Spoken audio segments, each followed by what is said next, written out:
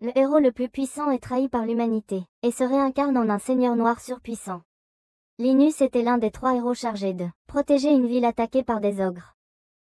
Erakel commence à lancer une magie puissante. Cependant, il voulait éradiquer non seulement les monstres, mais aussi les citoyens. Ensuite, Tari utiliserait son pouvoir pour ressusciter les citoyens. Pourtant, Linus avait une autre idée. Il ne voulait pas voir les citoyens souffrir, alors il utilisa son épée pour couper le sort d'Erakel en 2. Erakel était confus, mais Linus, qui n'avait que 12 ans à l'époque, ne pouvait pas voir des gens être éradiqués puis ramenés à la vie. Il sauta alors et commença à attraper les ogres un par un. Les citoyens regardaient avec émerveillement alors qu'il tranchait les ogres et en luttait même avec un autre. Une chose était claire, chaque citoyen voyait Linus comme un véritable héros et l'aimait. Cependant, les 2 autres n'aimaient pas Linus, surtout Erakel. Et c'est pourquoi, 4 ans plus tard, Linus fut assigné à vaincre un monstre, guidé par un villageois. Le villageois était plutôt heureux car il serait aidé par Linus, considéré comme le meilleur épéiste et le héros de l'épée sacrée. Le villageois complimentait les compétences de Linus, qui les balaya simplement du revers de la main, en mentionnant que son travail était de vaincre le seigneur démon. Les 2 arrivèrent sur les lieux de la créature, mais Linus était confus car l'endroit était vide. Il se retourna pour demander au villageois où se trouvait la créature. Cependant, le villageois avait disparu. Linus réalise alors qu'il s'agit d'un piège et tente de saisir son arme. Cependant, une magie de gravité fut lancée sur lui pour le retenir. Il voit 3 mages autour de lui, puis des soldats apparaissent également. Les soldats attrapent rapidement des chaînes et le retiennent en l'air. Les nobles du royaume n'aimaient pas le pouvoir de Linus, ni son influence, alors ils décidèrent de l'éliminer. Les soldats coururent rapidement en avant avec leurs lances et poignardèrent Linus dans la poitrine. Il essaya de résister, mais à la fin, il perdit toute sa force. Les soldats le mirent à terre, commentèrent que leur travail était fait, puis s'en allèrent. Quelques minutes plus tard, une fille apparaît devant lui. Elle sait qu'il peut encore l'entendre et lui demande comment il se sent après avoir été trahi par les gens qu'il a sauvés. Linus avait des pensées négatives, pourtant il ne pouvait pas en vouloir à l'humanité de l'avoir trahi. Elle lui demande ce qu'il pense de ce monde, mais Linus ne s'en souciait pas car il allait bientôt mourir. La fille révèle alors qu'elle souhaite se révolter contre le monde. Linus est confus, mais elle explique qu'elle est Roselia, la déesse de la rébellion. Elle lui prend la main, promettant de le ressusciter non pas en héros, mais en nouveau seigneur des ténèbres qui sauvera le monde. Depuis lors, Linus a commencé à se transformer lentement en un être undead. Il a passé des années à combattre des guerres en tant que seigneur démon, jusqu'à ce qu'un jour, il retourne à son château et rencontre à nouveau Roselia, et il lui présente les butins de guerre. Elle lui dit de les garder un moment et le félicite pour sa puissance. Il lui dit qu'il a fait la connaissance d'un nouvel ami noble nommé Blackus, et ces gens seront emmenés dans le royaume de Linus pour être protégés. Roselia lui présente également son ancienne épée sacrée en cadeau pour sa victoire.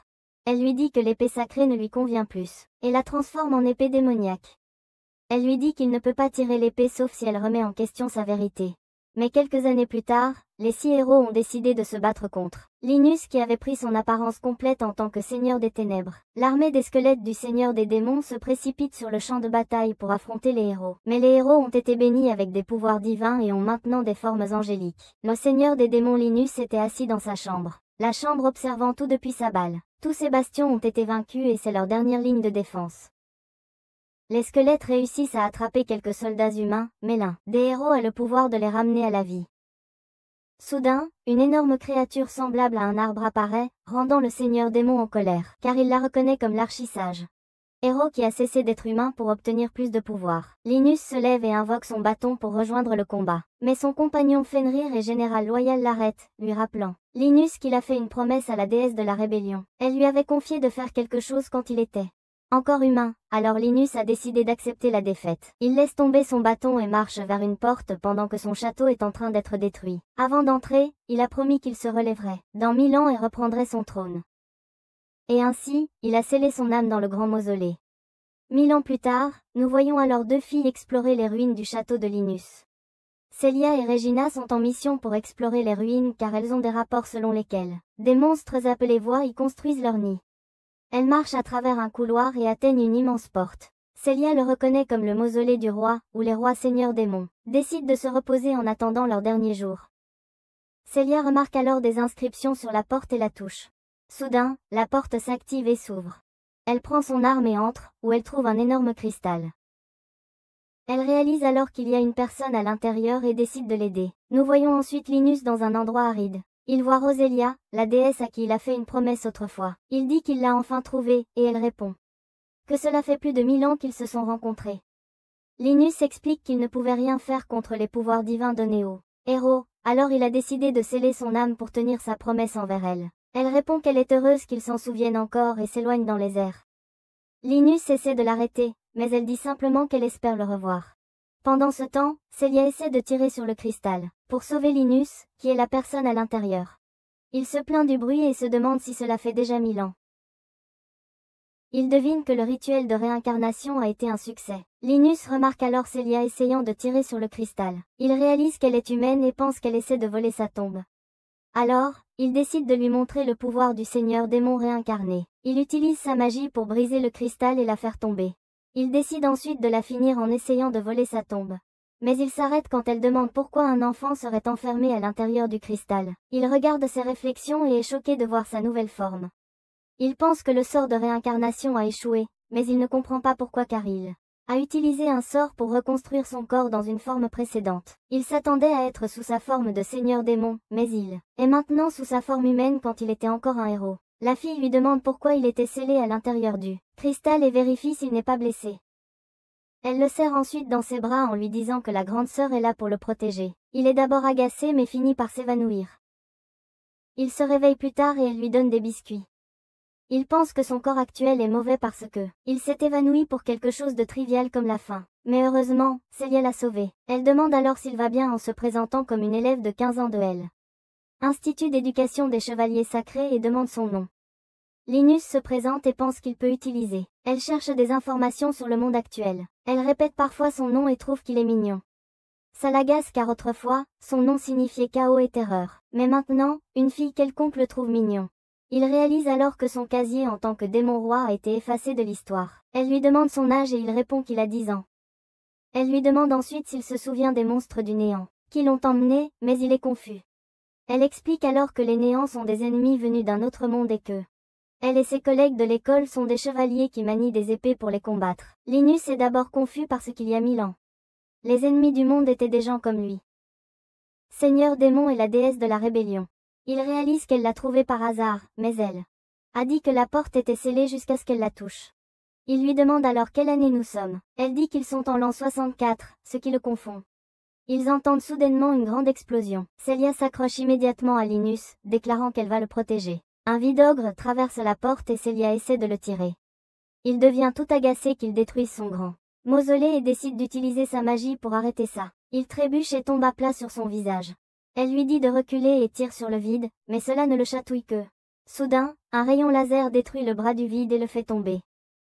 C'est Regina et son énorme canon. Le vide se relève et Regina change la forme de son canon pour lui tirer dans la poitrine. Bien qu'elle soit surprise de voir Linus, Regina dit simplement à Celia de s'en aller et de s'échapper pendant qu'elle maintient le vide.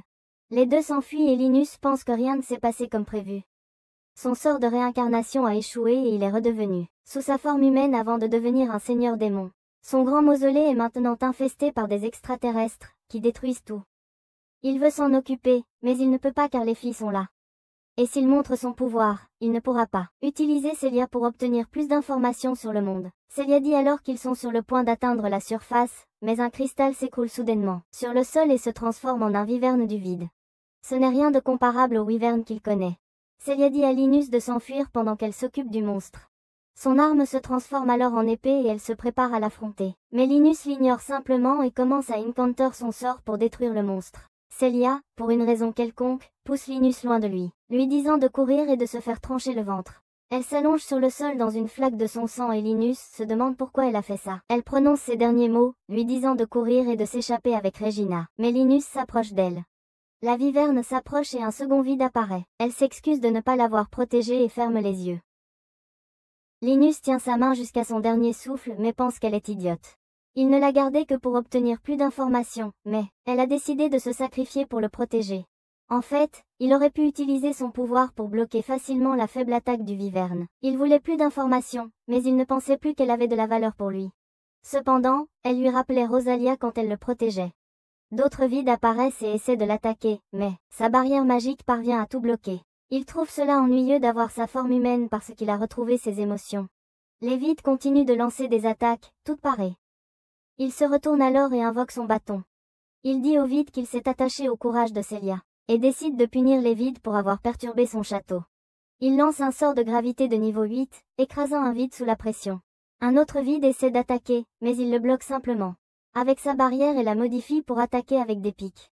Le dernier vide commence à s'envoler pour s'échapper, mais il saute et lance un autre sort de feu de niveau 8 pour le faire tomber. Cependant, il y avait quelque chose qu'il ne s'attendait pas à voir. Les eaux du vide sont restées après avoir utilisé le sort, ce qui n'était jamais arrivé même contre des dragons. Il pense que c'est parce que ses niveaux de mana actuels ne représentent qu'un tiers de ce qu'ils étaient. Il remarque alors que Célia est à peine en vie. Normalement, il ne se soucierait pas des vies humaines car il est le seigneur démon, mais il la reconnaît quand même parce qu'elle a essayé de le protéger. Il ne peut pas utiliser de sorts sacrés pour la guérir, mais il peut utiliser tous les sorts liés à la mort. Alors, il décide d'utiliser son pouvoir pour lui redonner la vie. Il utilise un sort qui restaure tout son sang perdu dans son corps, guérissant ses blessures. Pendant ce temps, Regina parvient à achever l'ogre du néant et essaie de contacter Célia, qui est toujours inconsciente. Lina l'entend et trouve cela impressionnant que la technologie de l'humanité a réussi à avancer autant. Célia se réveille enfin et le serre immédiatement dans ses bras, soulagée qu'il soit en sécurité. Elle vérifie ensuite ses blessures et ne comprend pas comment elle est complètement guérie. Elle est confuse car elle est sûre d'être morte. Lina explique alors qu'il a utilisé sa magie sacrée pour la ramener à la vie, mais elle ne sait pas ce qu'est la magie. Il réalise ensuite que Célia et Regina n'ont pas utilisé de sort pour combattre les vides, mais elles ont utilisé leurs armes, qui étaient faites de magie avancée. Il réalise qu'à l'époque actuelle, les gens ne peuvent pas utiliser la magie. Encore confuse, Célia demande s'il a utilisé le pouvoir d'une épée sacrée, mais il ne comprend pas. Elle explique que certaines épées sacrées ont des pouvoirs de guérison à l'Académie Excalibur. Elle croit qu'il peut utiliser ce pouvoir et pense que c'est pour cela qu'il a été enlevé par les vides. Elle donne ensuite une explication complète sur ce qu'est une épée sacrée. En gros, leurs pouvoirs se sont réveillés chez l'homme pour combattre les vides il y a 60 ans. L'humanité a failli perdre la guerre contre les vides, mais les enfants ont réveillé le pouvoir des épées sacrées pour manipuler le feu, le vent et autres. Il réalise que ce pouvoir est différent de celui qu'il utilise, donc il décide de le cacher à tous. Regina arrive alors, et les filles demandent ce qui est arrivé au vide. Lina ment, disant qu'il a disparu pendant qu'il tremblait de peur. Il décide alors de quitter les ruines, et Célia demande à Lina de la rejoindre sur son vélo, ce qui le confond. Il la rejoint et il rentre à l'académie, tandis que Regina continue de taquiner Lina. Après un long trajet, Lina a enfin une vue sur la ville. Et il réalise que c'est le 7e jardin d'assaut. Regina demande à Lina si c'est la première fois qu'il voit un jardin d'assaut. Il répond par l'affirmative, le décrivant comme incroyable. Elle explique alors que la ville est amarrée là pour l'instant, mais que la ville est généralement en mouvement, car elle est utilisée sur les lignes de front pour attaquer les colonies du vide. Elle explique que la ville peut produire de l'énergie et de la nourriture et peut aussi traverser l'océan. Lina est confus, ne sachant pas comment quelque chose d'aussi grand peut se déplacer. Il décide qu'il doit analyser les forces humaines avant de commencer sa préparation pour restaurer l'armée de son Seigneur des Ténèbres. Après être entré dans la ville, Célia explique que les personnes qui peuvent utiliser le pouvoir d'une épée sacrée doivent s'inscrire à l'Académie Excalibur. Ils ne sont pas forcés de combattre les vides directement, mais ils doivent coopérer pendant la guerre. Lina pense que c'est une opportunité d'en apprendre davantage sur les épées sacrées. Les filles disent alors qu'elles le rencontreront une fois qu'il aura terminé son inspection. Après leur départ, Lina entre dans la salle de bain et il appelle alors deux noms. Blacka et Chérie, qui apparaissent de son ombre. Chérie est sa servante personnelle, tandis que Blacka est son ami le plus de confiance, le prince du royaume des ombres. Lina dit que cela fait un moment qu'ils ne se sont pas vus, mais Blacka lui demande à propos de sa nouvelle forme. Lina commence à caresser Blacka, expliquant qu'à cause d'une erreur, il s'est retrouvé dans son corps humain d'origine. Blacka mentionne que c'est la première fois qu'il voit la forme héroïque de Lina. Chérie prend alors enfin la parole et révèle qu'elle trouve la nouvelle forme de Lina assez adorable. Il se fâche et demande si elle se moque de lui. La fille mignonne commence à paniquer, mais Lina la rassure, mentionnant qu'il les a appelés parce qu'il a besoin d'un service. Il leur demande d'enquêter sur la ville, expliquant que c'est un tout autre avenir par rapport à celui qu'il avait imaginé. Il explique que les gens n'utilisent plus la magie, mais qu'ils ont un pouvoir étrange. Blacka mentionne qu'il peut sentir un type de pouvoir différent. Lina dit alors que son objectif est de retrouver son armée de seigneurs des ténèbres, mais ils doivent d'abord tout savoir. Les deux retournent ensuite dans son ombre et commencent leur enquête. Il passe ensuite par le processus d'inspection, où il est pulvérisé avec quelque chose. Des machines commencent alors à analyser ces données et il continue d'avancer. Après avoir terminé l'inspection, on lui remet une carte d'identité temporaire. Célia apparaît et lui arrache la carte pour en prendre une photo. Il est un peu confus, mais elle explique que cela prouve son identité dans la ville. Elle lui dit ensuite qu'il est temps de visiter l'académie et lui demande de monter sur son vélo. Celia lui fait faire un petit tour de la ville, montrant le vaste quartier commercial, ce qui choque Lina. Il mentionne que tout semble paisible dans la ville, ce qui provoque une explication de Celia. Elle dit que le 7e jardin d'assaut n'a jamais été sujet à une invasion du vide parce que c'est la ville la plus récente. Pourtant, ils sont actuellement en train d'en construire une nouvelle. Elle révèle également que les saints épéistes sont déployés sur le front pour se battre. Mais la ville est sécurisée. Cependant, Lina est assez impressionnée par le nombre de grands bâtiments autour et demande si cela fait partie de l'académie. Celia confirme et commence à expliquer les bâtiments et à quoi ils servent. Les plus pertinents sont les salles à manger, les terrains d'entraînement et la salle de danse. Lina est un peu confus. Il ne comprend pas pourquoi ils ont une salle de danse. Celia explique que c'est nécessaire pour manifester son épée sacrée parce que son cœur et son esprit doivent être calmes. Elle lui montre le dortoir des filles, mais ils sont arrêtés par Musel. Lina remarque que Celia essaie de l'éviter, mais le gars essaie de les arrêter. Il lui demande qui est Lina, mais elle dit simplement que Musel n'a rien à voir avec ça. Le gars commence à se moquer de Celia. Il rit et dit que le peloton de Celia accepte maintenant des enfants parce qu'ils sont tous des échecs. Celia dit que Lina est un saint épéiste certifié, mais le gars lui dit d'arrêter de plaisanter. Lina, en revanche, pense que ce gars a été béni par l'ignorance. Il sait qu'il a l'air inoffensif parce qu'il ressemble à un enfant, alors il décide de ne pas punir ce gars pour éviter toute attention.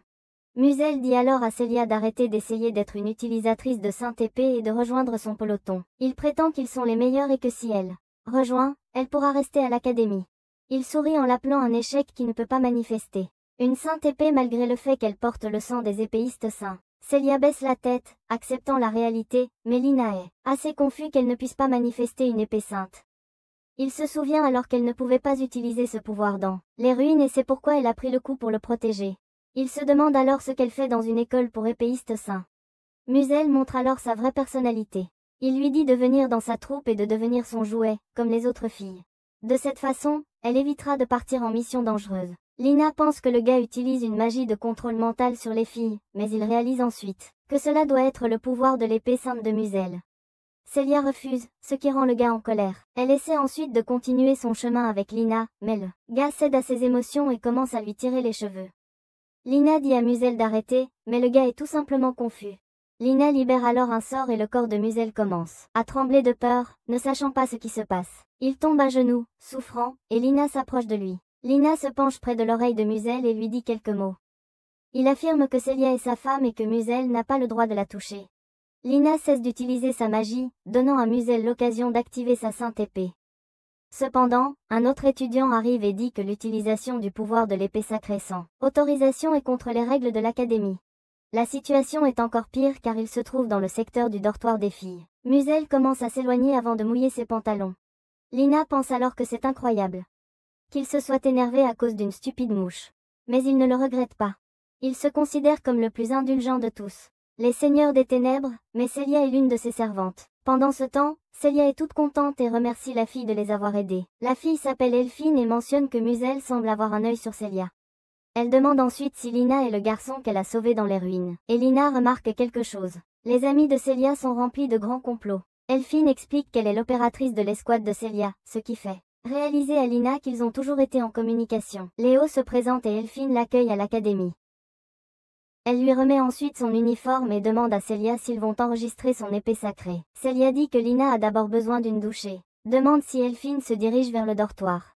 Elphine explique qu'elle doit d'abord soumettre les données de l'enquête sur le Vido Chevalier, mentionnant qu'il y a quelque chose sous l'océan. Lina devient curieux à ce sujet mais l'ignore pour le moment. Mais Elphine cesse d'expliquer la situation car Celia commence à se sentir étourdie.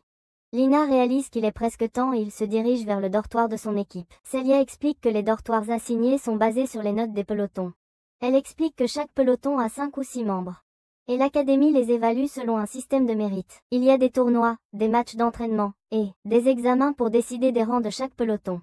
Elle explique que la chambre de son équipe est équipée de climatisation, de nouveaux appareils d'entraînement, d'un bain à jet et d'un sauna. Lina pense qu'un bain à jet est une arme, mais elle lui dit d'entrer. Il demande ensuite s'il est autorisé à entrer dans la chambre d'une fille, mais elle dit qu'il est trop petit pour qu'il s'en soucie. Elle commence à se sentir chez elle et Lina est confuse car elle n'a aucun sens de la pudeur. Elle lui dit de prendre un bain et il obéit à ses ordres. Soudain, Celia entre aussi. Elle n'a aucune vraie pudeur, les garçons Elle commence alors à se sentir plus faible et tombe. Lina touche le signe de sa magie placé sur son corps. Ses yeux deviennent soudainement d'un rouge carmin et ses canines s'allongent. Elle essaie de le toucher avec sa main et il l'attire vers lui. En se relevant, elle mord son cou et commence à se sentir mieux. Elle est confuse quant à pourquoi elle l'a mordu, mais il décide de lui dire la vérité. Il a dû utiliser sa magie pour la transformer en sa plus forte servante, une reine vampire. Elle est perplexe, mais il explique qu'en réalité, elle est déjà morte.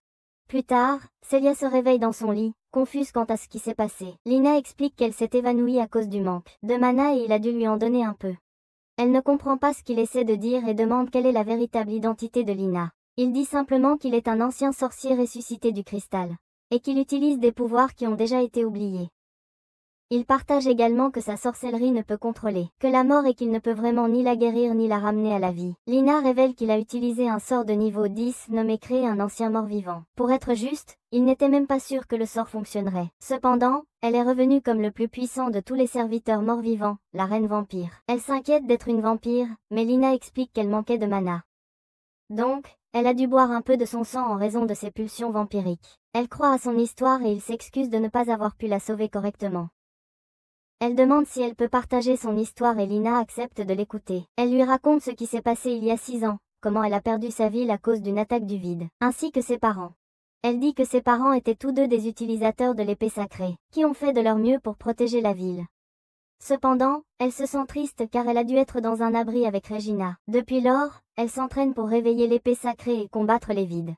Elle lui demande ensuite si elle peut encore manifester une épée sacrée, mais il n'en sait rien. Il lui dit simplement qu'elle est maintenant beaucoup plus forte grâce à sa nature de reine vampire. Elle est encore un peu inquiète, mais l'ambiance change lorsque l'estomac de Lina émet un bruit. Elle en rit et mentionne qu'il a déjà passé plus de temps dans une chambre de fille que de manger.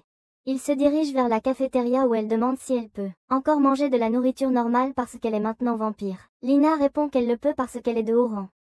Elle récupérera du mana en mangeant, mais cela prend trop de temps, donc ce n'est pas le moyen le plus efficace de retrouver sa force. Ils ont ensuite entendu une fille parler à 2 gars en arrière-plan. Les gars se plaignent qu'elle ne porte pas l'uniforme de l'école, et essaient de profiter de la situation. Quand l'un d'eux l'attrape, elle le met rapidement à terre avec son épée en bois. La fille les réprimande alors, affirmant qu'elle a la permission de s'habiller comme ça et les gars commencent à courir. Celia court rapidement vers la fille et l'appelle Sakuya. Elle demande ce qui s'est passé, et Sakuya explique tout. Elle était censée être dans un exercice tactique, mais Sakuya s'est faufilée dehors parce que c'était ennuyeux et a décidé de parier jusqu'à ce qu'elle se fasse attraper par ces 2 gars. Elle se concentre alors sur Lina, expliquant qu'Elfiane en a déjà parlé. Celia maintient sa version, affirmant qu'il a été enlevé par des voix et qu'elle l'a sauvé. Sakuya se présente ensuite et lui serre la main. Il remarque rapidement qu'elle est quelqu'un qui a consacré sa vie à l'épée et se demande combien elle a entraîné. Celia révèle alors que Sakuya est l'attaquante de l'avant-garde de son peloton, et finit par payer le déjeuner de tout le monde. En mangeant, Lina demande à Sakuya pourquoi elle est habillée comme ça. Sakuya explique que c'est le vêtement traditionnel de sa patrie et un souvenir de sa sœur. Son village a été attaqué et détruit par les voix et elle était la seule survivante.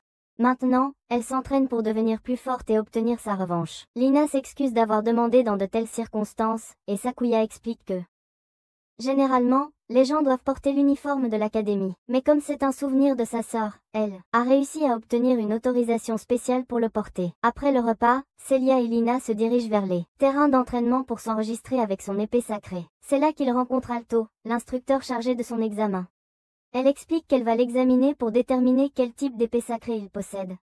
Lina dit simplement qu'il est un soutien qui peut faire toutes sortes de choses en fonction de la situation. Il remarque ensuite quelques robots autour de lui et les interroge à leur sujet. Celia explique que ces robots sont des simulateurs du vide. En bref, ils peuvent copier des schémas de combat du vide.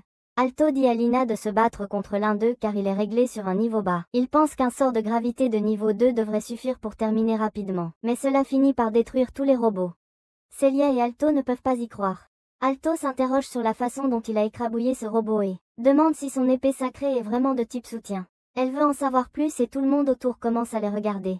Elle commence alors à programmer le simulateur du vide à un niveau supérieur, mais elle est interrompue par le pénible Musel. Il veut s'occuper de l'examen. Lina dit qu'il ne s'en soucie pas, mais il se moque aussi de Musel, en disant qu'il est au même niveau que les robots.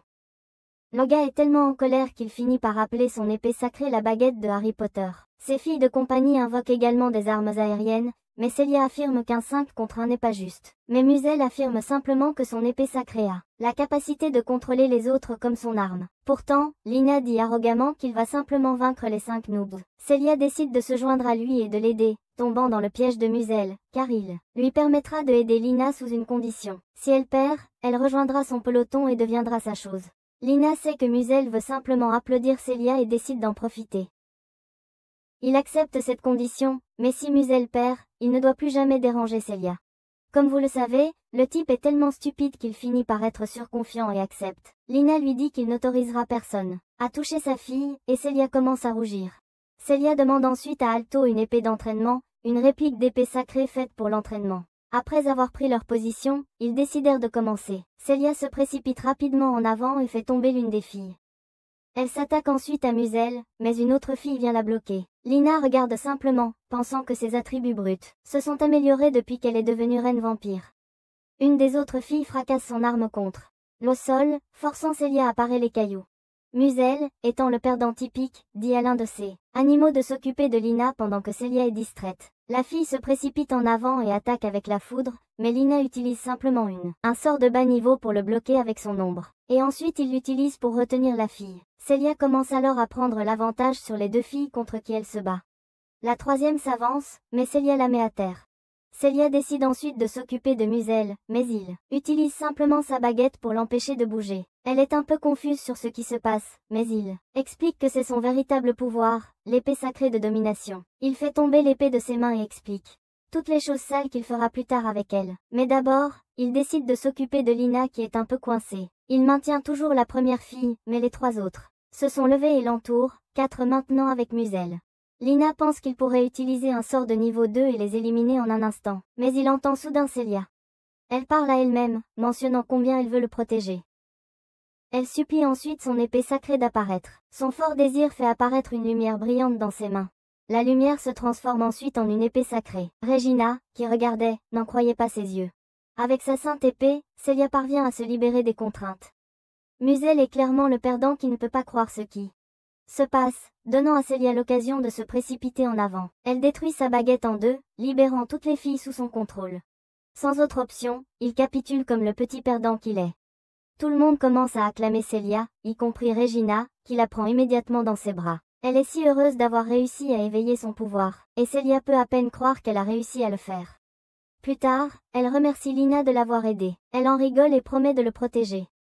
Elle lui tapote le dos et décide de lui demander un service. Elle veut qu'il la rende plus forte et lui demande de rejoindre son peloton.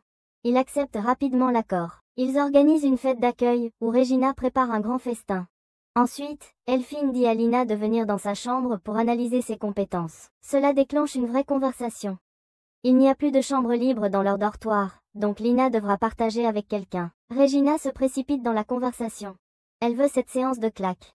Elle promet même de lui faire des douceurs tous les jours. Sekuya veut aussi une part de ça, malgré le fait qu'il soit absent la plupart de la journée. Elphine se joint à eux, affirmant qu'elle a plein de parcelles dans sa chambre. Lina a tellement d'options, mais Celia intervient. Elle se considère comme sa gardienne, donc elle s'assurera qu'il soit à l'aise la nuit. Les filles soupçonnent quelque chose, mais Lina mentionne qu'ils préfèrent rester avec Celia. Pas parce que l'hiver est froid, mais parce que cela permettra à eux deux de garder leur secret. Surtout parce qu'elle devra obtenir Mata de son sang. Comme promis, Lina va dans la chambre d'Elphine pour être examinée. Elle utilise son œil de l'épée sacrée de la sorcière pour scanner ses données. Lina est impressionnée par cela, mais elle explique qu'elle a perdu les pouvoirs de sa sainte épée, et que ses capacités sont maintenant limitées. Elle révèle qu'elle faisait partie du 7e peloton. Ils enquêtaient sur des ruines et ont été attaqués par des voix. Au moment où ils ont réalisé que c'était un piège, il était trop tard. Le groupe s'est effondré, et elle était la seule survivante. Elle a alors perdu la plupart de ses pouvoirs et s'est enfermée dans sa chambre. Mais Celia lui rendait visite si souvent qu'elle a accepté de rejoindre le peloton. Elle termine ensuite de scanner ses données biologiques et trouve quelque chose d'intéressant. Il est écrit que Lina aime regarder le développement de l'intrigue. Elle lui dit que faire des bêtises n'est pas bien. Il remarque ensuite une carte sur son moniteur et demande s'il peut la consulter. Elle accepte et lui donne une tablette avec la carte. En l'examinant, Lina remarque la zone de distribution des voix au cours des derniers mois. Il appelle ensuite Blacka et découvre par lui que les voix ont des caractéristiques similaires à celles des monstres que les seigneurs noirs utilisaient contre l'humanité. Il ordonne ensuite à Blacka d'enquêter sur les endroits présentés sur la carte. Blacka disparaît et Sherry apparaît soudainement. Elle a aussi un rapport. Les gens ne savent rien sur un seigneur démon. Ils ne connaissent même pas les anciens dieux ni la guerre entre les seigneurs des ténèbres et les 6 héros d'il y a 1000 ans. Il lui demande de continuer son enquête. Pendant ce temps, un groupe de plongeurs enquête sur les ruines sous-marines. Ils trouvent un énorme arbre avec un visage. L'arbre commence à appeler le nom de Lina et attaque les plongeurs. Le lendemain, Lina se réveille et remarque que son cou a été mordu. Il se dirige immédiatement dans la chambre de Celia et lui ordonne de se lever. En tant que sa servante, elle se lève immédiatement, confuse par ce qu'il a fait. Il lui montre la marque du contre-maître, expliquant qu'il peut simplement lui donner des ordres. Et elle ne peut pas refuser ses ordres. Elle devient soudainement gênée et demande s'il peut aussi littéralement lui ordonner de faire des actions du scénario. Lina explique qu'il ne lui ordonnera pas de faire ce genre de choses. Elle se sent rassurée, décidant de croire que Lina sera toujours digne de confiance. Lina change alors de sujet, demandant si elle a sucé son sang pendant qu'il dormait. Elle devient timide, mentionnant qu'elle a sucé un peu parce que elle ne pouvait pas s'en empêcher au milieu de la nuit. Lina répond qu'il ne s'en soucie pas parce qu'elle est sa servante. Cependant, elle devrait d'abord lui dire quelque chose. Elle comprend et s'excuse auprès de lui. Ils sont ensuite interrompus lorsque son téléphone commence à sonner. Celia répond à l'appel d'Elphine et lui demande la raison de cet appel soudain. Elphine rapporte qu'il y a quelque chose d'étrange. Le 13e peloton devrait enquêter sur le fond marin, mais ils ne sont pas encore revenus. Ils sont connus pour être un groupe compétent, mais il n'y a pas encore de nouvelles. Elphine dit qu'elle va continuer à enquêter sur l'affaire et qu'elle lui donnera des nouvelles plus tard. Celia mentionne alors que Lina a promis qu'il l'entraînerait, et il accepte de se rendre au terrain d'entraînement. En même temps, le personnel de l'Académie Excalibur tient une réunion. Ils sont assez préoccupés par le 13e peloton et demandent des informations sur les données collectées. Ils découvrent qu'il y a une colonie de voies au fond de la mer sous la ville d'Assaut. Ils pensent que les voies attaqueront probablement la ville en grand nombre. Un membre du personnel demande combien de voies pourraient être présents dans la colonie. Mais la réponse est inquiète. Plusieurs centaines, sinon plus. Ils deviennent inquiets car il y a de grandes chances qu'un seigneur Void apparaisse lors de cette attaque. En même temps, Celia s'entraîne à ses compétences contre 2 robots, mais c'est plutôt facile pour elle, surtout parce qu'ils viennent un à un. Lina la complimente sur ses compétences et lui demande si elle a quelqu'un pour lui enseigner l'escrime. Celia révèle que sa famille lui a appris les bases quand elle était jeune. Et depuis, elle s'entraîne toujours, mais ses progrès sont maintenant lents. Lina mentionne alors qu'elle devrait maintenant être plus forte parce qu'elle est aussi une reine vampire. Elle a du mal à y croire. Lina explique qu'elle n'a pas l'habitude d'utiliser les vastes réserves de mana dans son corps. Il lui dit que si elle réussit à apprendre à utiliser-le, sa force sera considérablement augmentée. Elle demande son aide et Lina invoque son bâton. Il dit qu'il va lui donner un adversaire plus réaliste et crée une barrière autour. Il utilise ensuite un sort d'invocation pour créer plusieurs soldats squelettiques à partir de l'ombre. Elle est confuse, mais il explique simplement que ce sont ses serviteurs de rang le plus bas. Et qu'elle est libre de les détruire comme elle le souhaite. Elle décide alors de commencer et commence à trancher les squelettes un par un. Elle esquive lorsque 2 squelettes l'attaquent des 2 côtés. Et Lina profite de cette occasion pour invoquer encore plus de soldats. Après quelques minutes, Lina remarque qu'elle est fatiguée et décide d'arrêter. Il renvoie ses squelettes dans l'ombre et demande si elle a besoin qu'il lui donne un peu de mana. Elle dit qu'elle va bien, et il la complimente encore sur ses compétences. Il décide ensuite de retourner au dortoir, mais elle lui demande s'il veut prendre un repas avec elle. Il refuse, mais son estomac fait du bruit. Elle commence à rire, et il s'agace de son corps. Pendant ce temps, Sakuya sortait du dortoir lorsqu'elle remarqua Blacka dehors. Elle aime tellement son apparence qu'elle court vers lui. Elle pense qu'il a une aura noble et décide pour lui donner un nom jusqu'à ce qu'elle trouve son propriétaire. Elle l'appelle Flufamaru le Noir. Bien sûr, Blacka déteste ce nom, mais elle l'ignore simplement, pensant qu'il l'aime. Elle décide de lui entourer le cou avec un morceau de tissu, mentionnant qu'il contient de la nourriture à l'intérieur. Elle s'éloigne ensuite, mentionnant qu'ils se reverront. Entre-temps, à l'intérieur d'Elphine, elle essaie d'obtenir plus de données lorsque Regina et Sakuya arrivent. Sakuya est assez excitée, mentionnant qu'elle vient de rencontrer Blacka. Il se concentre ensuite sur la nouvelle enquête, car un nouveau groupe est envoyé pour localiser le Seigneur du Vide. Cependant, ils ne sont pas encore revenus. C'était un groupe encore meilleur que la dernière fois. Nous revenons ensuite à Celia et Léonis. Ils traversent la ville à vélo, en route pour leur déjeuner. Mais tous deux s'arrêtent ensuite près d'un orphelinat. Léonis est confus, mais Celia explique que c'est un restaurant et un orphelinat. Les orphelins sortent rapidement, heureux de voir Celia.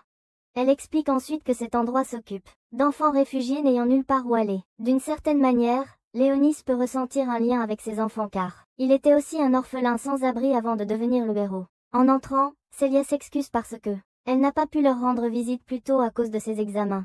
Un des enfants se faufile derrière elle pour faire quelque chose d'intéressant. Mais Léonis se fâche que quelqu'un fasse ça à son mignonne.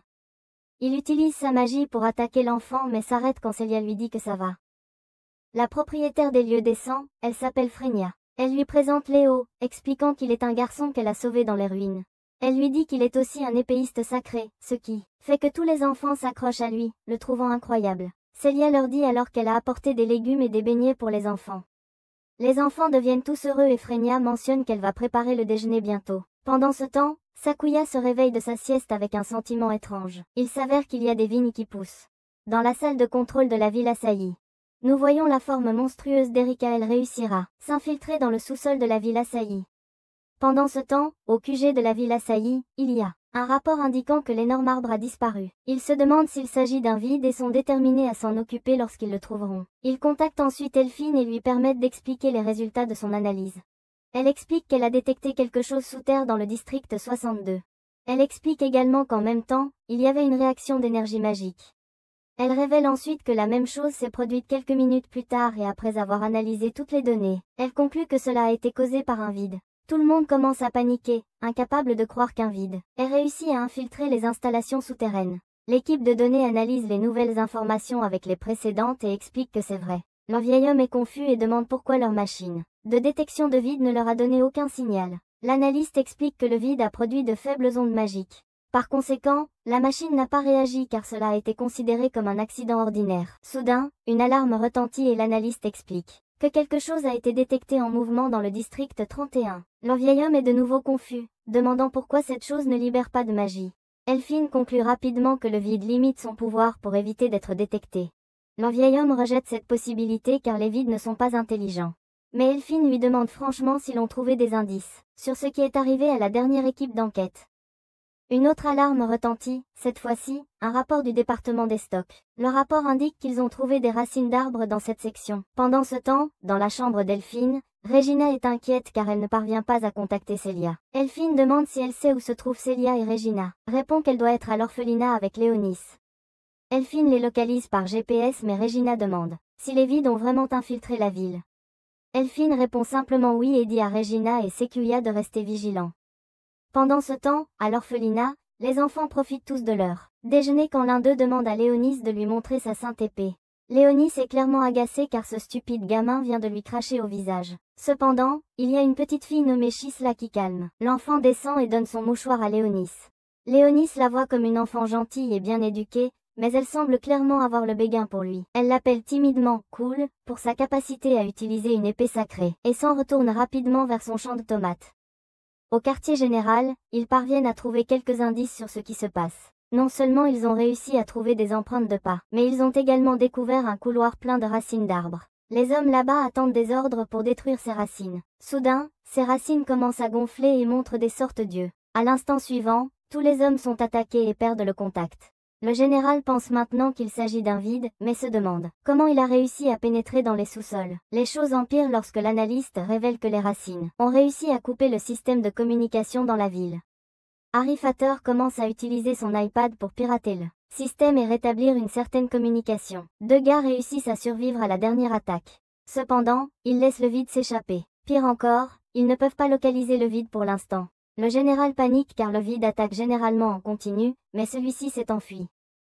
Les analystes réalisent rapidement que le vide a pavé son chemin à travers le corridor énergétique, mais ils ne savent pas pourquoi. Alphine réalise rapidement que son objectif est le cœur énergétique magique qui soutient la ville. Elle explique rapidement que si c'est un seigneur du vide, alors il utilisera le cœur énergétique magique pour créer une énorme panique. Tout le monde panique, ordonnant de protéger le cœur magique et d'activer tous les systèmes de défense. Cependant, quelques secondes plus tard, les racines des arbres percent les murs et tentent d'atteindre le cœur. Le système de défense commence à tirer sur les racines, tandis que les troupes arrivent. Cependant, le système de défense subit quelques pertes. Ils décident rapidement de changer leur priorité pour non seulement défendre le noyau, mais ils ordonnent aussi l'évacuation des citoyens. Tandis que tout le monde se prépare à faire face à une ruée. Pendant ce temps, à l'orphelinat, ce sale petit gamin insiste toujours pour voir l'épée sacrée de Léonis. Les soldats essaient encore de gérer les racines, mais ils s'arrêtent une fois qu'ils atteignent le noyau magique. Cela s'immisce rapidement et commence à invoquer des vides. L'alarme de la ville commence rapidement à retentir, faisant courir Célia et Léonis à l'extérieur. Ils réalisent qu'une ruée frappe leur ville. Le système de défense de la ville s'active, utilisant l'énergie de réserve, mais il faudra 3 jours pour qu'ils reçoivent de l'aide extérieure. Elphine, Sakuya et Regina aident à évacuer les citoyens, mais la dernière est toujours préoccupée par Celia. Elphine assure que Celia devrait arriver bientôt, car elle devrait suivre les procédures normales. Mais leur priorité pour le moment est de gérer les vides dans la zone.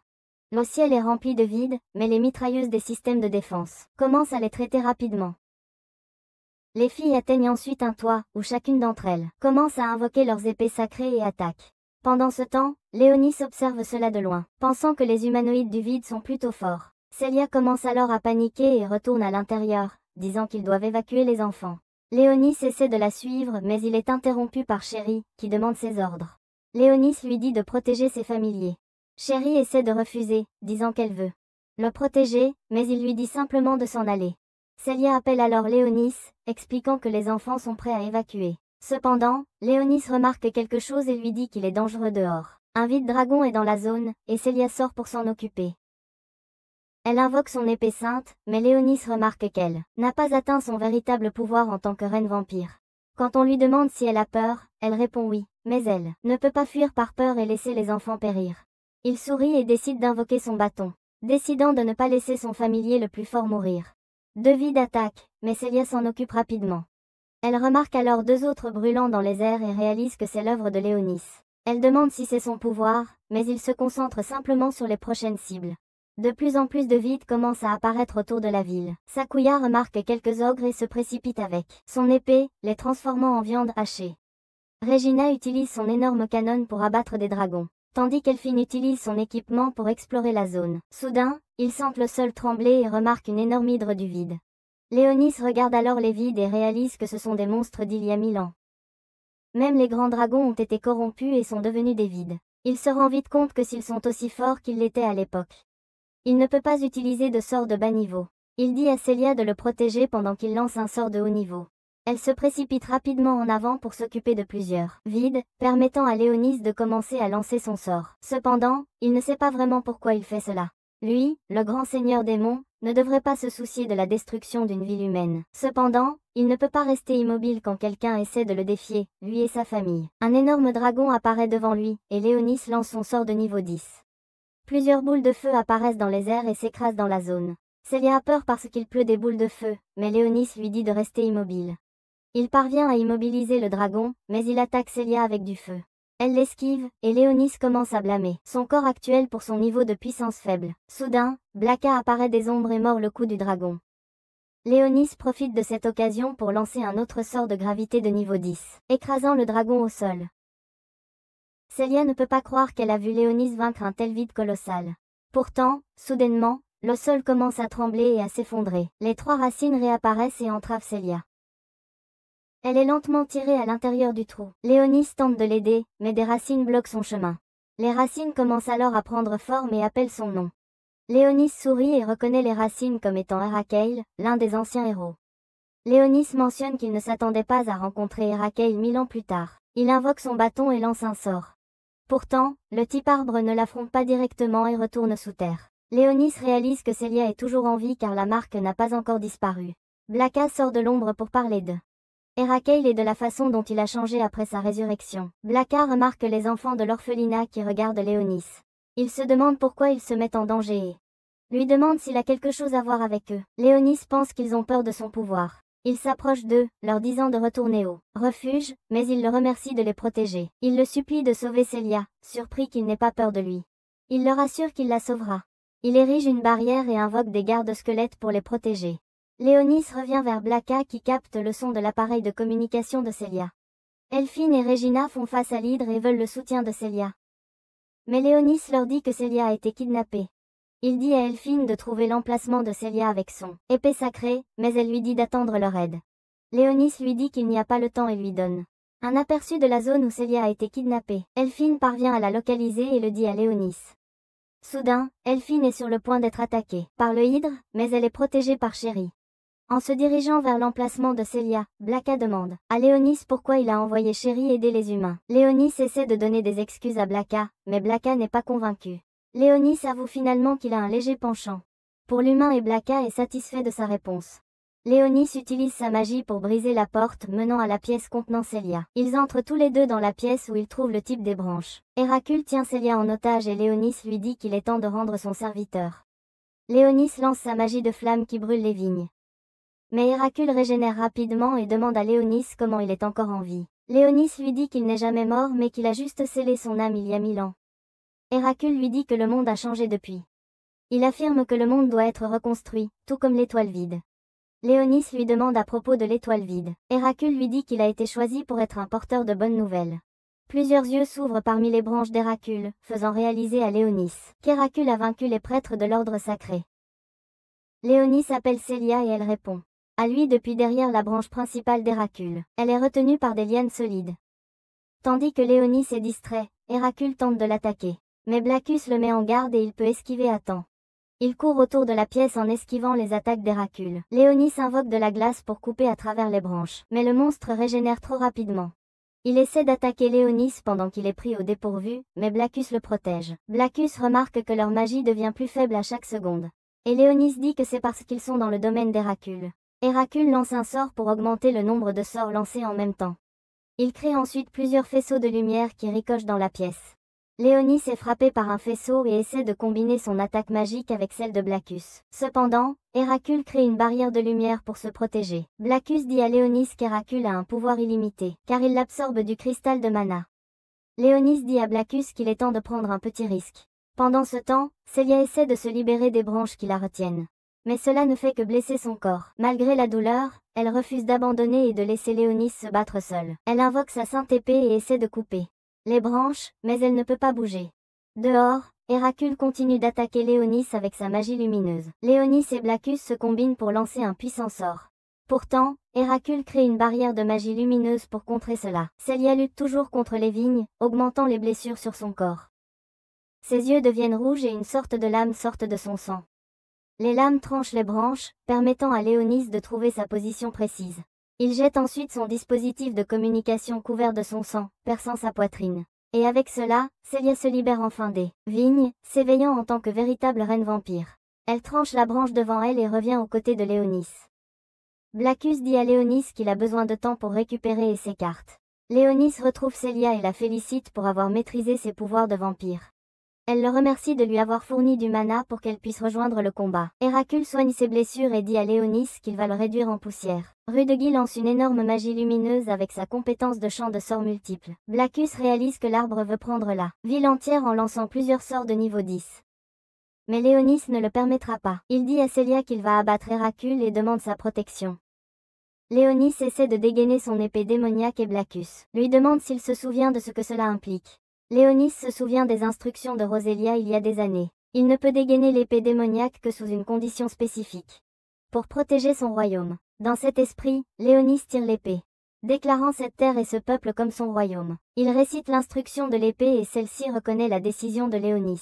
Héracule dit à Léonis qu'il ne peut pas changer le destin du monde. Mais notre garçon lui dit qu'il déchirera les tissus du destin de ses propres mains. Léonis utilise sa technique secrète de l'épée, faisant disparaître Héracule. Tous les vides commencent à disparaître et le stampede cesse. Le lendemain, Léonis ne peut pas bouger du lit à cause de ses muscles endoloris. Il s'avère que le pouvoir de l'épée est écrasant pour son corps peu développé.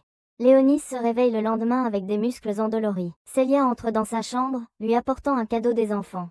Elle lui dit que souder son épée sacrée a consommé beaucoup de sang et qu'elle aimerait le reconstituer. Il se moque d'elle à propos de son self-control et elle lui dit qu'elle peut en avoir un peu. Cependant, les filles entrent dans sa chambre et les trouvent dans cette situation. Célia leur explique que ce n'est qu'un grand malentendu. Dans les suites, la ville a été dévastée par la ruée, mais elle est en train d'être reconstruite lentement. Depuis que la centrale électrique a été détruite, des panneaux solaires ont été installés pour produire du mana. Léonis essaie d'accéder au coffre d'information. Mais un esprit lui dit qu'il a besoin de permission. Léonis est surpris que cet esprit existe encore et prétend être un étudiant à l'académie. Regina lui ferme les yeux par derrière et joue à deviner qui c'est. Mais Léonis devine correctement. Il se recule, lui disant qu'ils sont en public. Il lui demande si elle l'a suivi juste pour le taquiner, mais elle lui dit qu'elle est venue rendre quelque chose et qu'elle est tombée sur lui par accident. Il lui dit qu'il est venu faire des recherches sur une langue ancienne. Il lui dit qu'il espère que la langue l'aidera à récupérer ses souvenirs comme excuse. Elle a de la compassion pour lui et lui assure qu'elle lui accordera l'accès. Elle s'approche de l'esprit et lui demande de les laisser passer. L'esprit lui dit qu'elle n'a pas la permission. Mais elle utilise un truc pour le faire céder. Regina dit à Léonis de garder son truc secret. Léonis découvre que l'esprit est fait par l'homme et demande à Regina ce qu'il est advenu des esprits originaux. Elle lui dit qu'il y a des rumeurs selon lesquelles ils rôdent dans les forêts. Elle trouve des références pour la langue ancienne dans le coffre et désigne à Léonis. Ils lui disent qu'il ne peut lire que les livres dans le coffre. Ils reçoivent un message de l'administration les invitant à la cérémonie de récompense. Organisée par Altiria, la princesse impériale. Léonis est heureux car il peut utiliser la royauté comme prétexte pour poser des questions sur l'Empire humain. Il reçoit un appel de Célia qui lui demande où il est. Il lui dit qu'il est parti faire une course mais qu'il la rejoindra au port. Regina le laisse seul dans le coffre. En attendant, dans la périphérie, un lion noir nommé Bastia dit à son gang de kidnapper Altiria pendant la cérémonie. Ract est d'accord avec lui, disant qu'ils peuvent l'utiliser pour négocier la liberté de leurs frères emprisonnés. Girder est en colère que l'humain les ait enfermés. Elsa demande à Bastia s'il serait capable de résister aux épées sacrées des humains. Girder commence à se disputer avec elle et Bastia essaie de les calmer. Un étranger leur dit qu'il manque de solidarité. Girder lui demande pourquoi elle se moque d'eux et elle lui dit qu'elle offre son assistance parce qu'elle partage leurs ressentiments. Ract lui demande si elle les aiderait à capturer la princesse et elle leur dit. Elle leur donnera des pouvoirs plus grands qu'une épée sacrée. Elle fait apparaître une épée démoniaque et donne à Bastia un grand pouvoir qui lui permet de créer sa propre épée démoniaque. Ract la confond avec une épée sacrée. Mais l'étranger lui dit que c'est une épée démoniaque qui peut être maniée par n'importe qui. Elsa est impressionnée et pense que leur tentative d'enlèvement pourrait réussir avec un tel pouvoir. L'étranger leur dit que toute personne suffisamment forte obtiendra également une épée démoniaque. Elle suggère de détourner l'Hyperion et d'enlever la princesse. Girder dit que s'ils volent le vaisseau, ils peuvent. Ils voguent droit pour libérer leurs partenaires emprisonnés. L'inconnu leur demande un service en échange des épées démoniaques.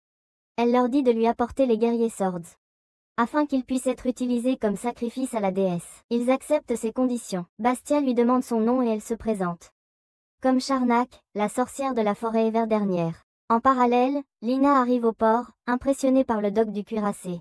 Lina décide d'offrir un cadeau à Célia et est impressionnée quand le vendeur lui dit que les elfes l'ont fabriqué. Lina lui demande des elfes et le vendeur explique la diversité des personnes qui résident dans la ville. La princesse Almiria se tient sur le cuirassé pour saluer les gens rassemblés au port. Son garde lui dit qu'elle ne devrait pas se tenir trop près du bord. Elle s'excuse en lui disant qu'elle cherchait quelqu'un. Célia et le reste de la section se retrouvent avec Lina. Il lui donne le cadeau qu'il a acheté pour elle en remerciement de l'avoir sauvée. Elle le remercie pour le cadeau, lui disant qu'il est mignon. Elle lui dit qu'il est temps qu'il monte à bord du navire et rencontre la princesse. Lina demande de Regina, mais ils lui disent qu'elle ne participera pas à la cérémonie. Soudain, un élève nommé Fenris appelle Célia en lui demandant ce qu'elle fait au port. Célia lui dit qu'elles ont été invitées à la cérémonie de remise des prix. Fenris lui dit qu'elle est occupée tout le temps parce qu'elle est au conseil des élèves. Elle commence à se disputer mais Elphine les interrompt. Fenris dit à Célia qu'elle a entendu dire qu'elle avait réveillé son épée sacrée et la félicite. Lina demande à Célia qui est Fenris et elle lui dit qu'elles sont de vieilles amies d'enfance. En parallèle, Bastia et son gang pénètrent dans le navire. Ils neutralisent les gardes et volent leur visage pour prendre leur apparence humaine. Ils félicitent le plan de Charnak pour avoir si bien fonctionné jusqu'à présent. La cérémonie commence, mais Lina s'assoit, regardant à travers un exemplaire des livres d'histoire. Il remarque des informations manquantes qui indiquent que quelqu'un essayait de cacher les événements du passé. Sherry apparaît et il lui demande ce qu'elle a découvert. Elle lui donne des informations sur le navire et il lui présente un cadeau qu'elle n'apprécie pas vraiment. Elle le prend quand même et disparaît dans le monde des ombres. Plus tard dans la journée, il est presque temps pour le discours de la princesse. Elle est escortée par ses gardes, mais ils sont attaqués par Bastia et son complice déguisé en personnel. Ils prennent la princesse en otage, mais elle libère la clé maîtresse et la créature percée s'enfuit. Le reste de la bande des demi-humains entoure les personnes rassemblées pour le discours. Ils confisquent leurs téléphones et les tiennent en respect avec une bombe. Ils demandent aux demi-humains ce qu'ils veulent et ils demandent la libération de leurs partenaires en prison. Mais Fenris leur dit qu'ils ne négocient pas avec des terroristes. Il dit à Fenris qu'ils seront sacrifiés à la déesse. Linus dit à Célia qu'il veut s'assurer de la sécurité de la princesse et disparaît dans le monde des ombres. Bastia et son équipage la forcent à activer le navire et à se diriger vers la capitale. Elle leur dit qu'il se dirigerait vers un amas de vide. Bastia lui demande de contourner, mais Charnak lui dit de foncer droit dessus. Ainsi, les chevaliers sacrés sont corrompus pour les rendre tous adaptés comme sacrifice. Bastia finit par voir ses véritables intentions et essaie de se battre contre elle, mais elle le soumet. Les gardes du port remarquent que le navire commence à bouger et essaient de l'arrêter. La créature percée rencontre Regina, qui l'identifie comme le carbuncle de la famille royale, et transmet le message appelant à l'aide. Elle remonte sur le navire et tombe sur Linus qui semble perdu. Elle lui dit que sa petite sœur est en danger. Regina commence alors à expliquer à Linus son intrigue. Elle se présente à nouveau, cette fois comme la 4e princesse de l'Empire des Ordonnateurs, et Alteria est sa petite sœur. Elle explique que le jour de sa naissance, une étoile malchanceuse est apparue dans le ciel, et pour une raison quelconque, il existe une étrange loi pour les enfants royaux qui naissent sous cette étoile. En résumé, l'enfant doit soit être supprimé, soit être enfermé dans un monastère dans les montagnes pour le reste de leur vie. Le grand-père de Celia, cependant, était mécontent de la façon dont Regina était traitée. Alors, il décida de l'accueillir chez lui, et c'est ainsi qu'elle est devenue la servante et amie de Celia. Elle mentionne ensuite qu'il y a une chance que les assaillants aient emmené sa sœur pour contrôler le navire. Linus est confus, mais elle révèle que la famille royale est détentrice du pouvoir des esprits. Et le système de navigation du navire est un élément artificiel, qui ne peut être commandé que par le sang royal. En bref, Alteria est l'Hyperion lui-même. Avec cette information, Linus décide de reprendre la princesse. Il mentionne que Celia et les autres devraient aller bien malgré leur détention dans la salle. Regina est choquée, mais Linus répond qu'ils sont ceux qui peuvent le faire. Il pense que le carbuncle devrait connaître le chemin vers le pont principal, et Regina laisse l'esprit les guider. Pendant ce temps, dans la salle de fête, Fenris essaie de parler aux hommes bêtes, demandant comment ils sont arrivés là. Mais le galou sourit, mentionnant qu'ils ont juste utilisé sa sainte épée. Elphine profite de cette occasion pour dire à Celia qu'elle a déjà analysé la bombe. Celia est un peu confuse sur la manière dont elle l'a fait, et Elphine explique qu'elle a caché son épée sacrée derrière le chandelier. Elle révèle ensuite que la bombe n'est pas de type réactif. Cela signifie que l'utilisateur de l'épée sacrée doit envoyer de la puissance magique pour l'activer. Le seul problème est qu'elle ne peut pas être neutralisée, seulement retardée. Et pour ajouter l'insulte à la blessure, elle ne peut la retarder que d'une seconde. Celia pense que si elles travaillent ensemble, elles peuvent facilement désactiver la bombe. Elle regarde autour d'elle et remarque une fourchette. Elle décide de la piquer dans son doigt, ce qui saignait pour activer son pouvoir de reine vampire. En parallèle, Regina et Linus parviennent à atteindre le pont principal, mais il est vide. Eh bien, techniquement, il est rempli de cadavres. Linus se demande où ils ont emmené la princesse. Regina ramasse alors Carbuncle et mentionne qu'il y a une chance de créer un lien pour parler avec Alteria. Cependant, elle n'est pas sûre de pouvoir former ce lien. Linus lui dit qu'elle peut le faire parce qu'il croit en elle. Après tout, elle veut protéger sa petite sœur. Elle revient à son état détendu et décide d'essayer. Elle tient le carbuncle et se concentre, essayant de parler à la princesse. La princesse répond, demandant qui est Regina.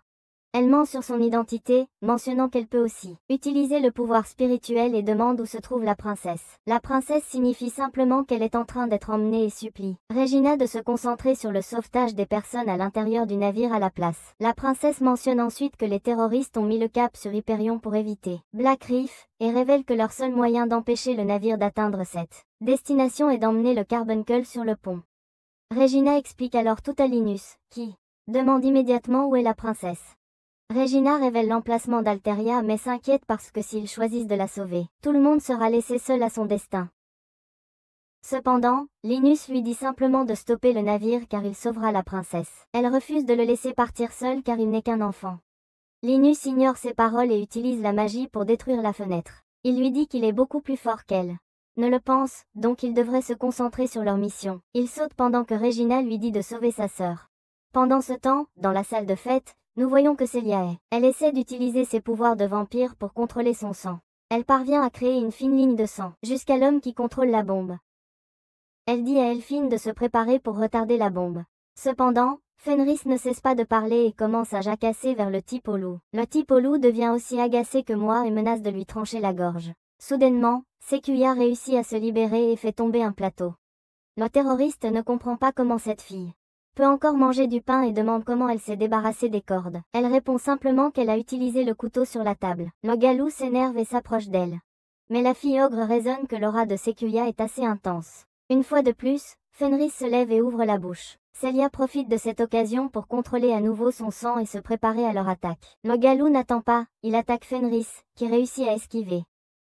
Sort quelques mouvements de judo et immobilise le gars au sol. Le galou n'est pas content et dit à l'autre gars de souffler dans la pomme.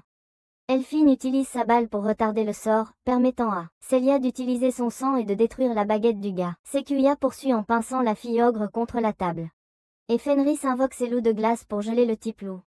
Célia profite de cette occasion pour invoquer son épée sacrée, pour attaquer le gars et enfin détruire la pomme. Cependant, elle a quelques plaintes sur la façon dont Fenris a presque ruiné leur plan. Tout le monde prend rapidement ses appareils mais il n'y a pas de signal, et d'une manière ou d'une autre, l'atmosphère semble étrange. Ils jettent un coup d'œil par la fenêtre et voient à quel point ils sont proches d'un récif de vide. Des vides commencent à embarquer sur le navire et les attaquent. Tout le monde connaît ses tâches, Elphine et Célia aideront les invités à se mettre en sécurité. Pendant que Fenris et Sequoia défendent les monstres, Célia entend soudain Léo's voix, mais elle est confuse car elle ne le voit pas. Il explique qu'il utilise le souvenir qu'il lui a donné pour créer un canal de télépathie avec elle. Il révèle ensuite que Regina se dirige vers le pont, mais c'est trop dangereux pour elle d'y aller seule. Alors, il demande à Célia de l'aider. Pendant ce temps, Regina est littéralement entourée de vide, mais Célia parvient à arriver et à la sauver. Les choses dans la salle de fête se calment initialement, jusqu'à ce qu'un puissant vide se joigne à l'amusement. Les loups de glace de Fenris ne peuvent rien faire contre lui. Elphine leur dit d'attendre jusqu'à ce que de l'aide arrive, mais Sequoia refuse, affirmant qu'elle s'occupera du grand garçon. Les filles prennent les vides plus faibles et se retirent dans une autre pièce. Elle active ensuite son véritable pouvoir, l'épée démoniaque du pluvier noir, transformant le monstre en calmar terrestre. Les deux autres parviennent enfin à atteindre le pont, et Célia dit qu'elle couvrira les arrières de Regina. Regina s'assoit, accède au système et saisit le code donné par la princesse. Il s'avère que c'est le nom de l'étoile sous laquelle Regina est née. Altiria n'a jamais rencontré Regina, mais elle ne voulait pas, pour jamais oublier qu'elle avait une sœur aînée. Dans ses pensées, Regina remercie sa sœur et essaie de prendre le contrôle du système du vaisseau. En attendant, la princesse est presque emportée par un avion par Charnak. Altiria remarque que l'hélicoptère a réussi à se détourner et est heureuse que tout le monde soit en sécurité. Charnak essaie de décoller, mais d'une certaine manière, l'hélicoptère est tiré vers le bas. Elle voit soudain les vides qui gardent la zone être anéantis par des boules de feu. Elle regarde devant elle et voit un petit garçon, demandant si elle pensait pouvoir s'en sortir. De retour sur le vaisseau, Elphine et les autres sont entourés de vide. Des enfants commencent à pleurer, surtout parce qu'Elphine n'a plus de balles à tirer. Une des filles dit aux autres de se détendre parce que Léonis va d'une manière ou d'une autre les sauver. Les monstres se préparent à attaquer, mais ils sont soudainement découpés en morceaux. C'est Chérie, qui en profite également pour prendre un encas et disparaît dans l'ombre. Elle mentionne simplement que c'est le paiement pour avoir mis leur foi en son maître. Pendant ce temps, Charnak sort et demande qui est Léonis. Il répond qu'elle paiera pour le crime d'avoir joué avec son royaume et se présente comme le seigneur des démons. Elle s'énerve, le traitant juste d'un gamin qui se moque du nom de seigneur des démons. Elle utilise un sort de feu pour attaquer, mais Léonis le bloque facilement, le qualifiant de décevant. Charnak ne peut pas croire ses yeux, mentionnant qu'il vient juste d'utiliser l'art secret du légendaire seigneur des démons. Léonis le confirme et utilise ses ombres pour la retenir. Il questionne son objectif, auquel elle répond qu'il s'agit de créer une épée démoniaque. Elle mentionne alors qu'elle cherche à obtenir la faveur de la déesse, ce qui rend Léonis confus. Il affirme que les dieux ont péri il y a 1000 ans et demande son nom. Mais des épées sortent du corps de Charnak, juste au moment où elle est sur le point de révéler le nom de la déesse. Léonis est confus car c'était l'épée de l'annihilation. Le corps de Charnak se transforme soudainement en un grand monstre, capable d'invoquer plus de vide. Il se rappelle rapidement que l'épée lui a été donnée par les dieux quand il était un héros pour tuer les seigneurs des démons. Cependant, il croyait avoir détruit l'épée après être devenu le seigneur des démons. Il l'attaque avec un vide enflammé, mais le vide absorbe plutôt l'attaque. Le vide disparaît alors soudainement et apparaît une seconde plus tard au-dessus de lui. Léonis parvient à éviter l'attaque mais remarque que les petits vides essaient de prendre la princesse. Il les détruit mais permet au grand vide de l'attaquer. Cependant, Regina qui contrôle le vaisseau, regarde tout depuis la caméra de surveillance et active le système de défense. Le navire commence à tirer dans le vide, non seulement avec des balles mais aussi avec des missiles. L'un des missiles contient Célia, qui est venue l'aider. D'autres vides sont convoqués, et Léonis demande à Célia de lui donner un peu de temps. Elle se coupe la chair pour créer des lames et s'occupe de chaque petit vide autour. Léonis profite de cette chance pour sortir son épée démoniaque et utilise son attaque la plus puissante pour faire disparaître le seigneur du vide. Dans les suites de l'affrontement, Célia, Sequoia, Elphine et Fenris sont félicités par la princesse pour leurs efforts pour protéger tout le monde. Cependant, Altiria remarque que Léonis est absent. Célia explique qu'il se remet de ses blessures, et la princesse lui dit de remercie-le, ainsi que la fille qui peut utiliser la magie spirituelle. Pendant ce temps, Léonis est allongé sur son lit, se sentant endolori lorsque Regina entre. Elle lui demande comment il se sent et mentionne qu'elle a préparé une tarte aux pommes pour lui. Elle dit qu'elle va lui en donner un peu, mais il refuse.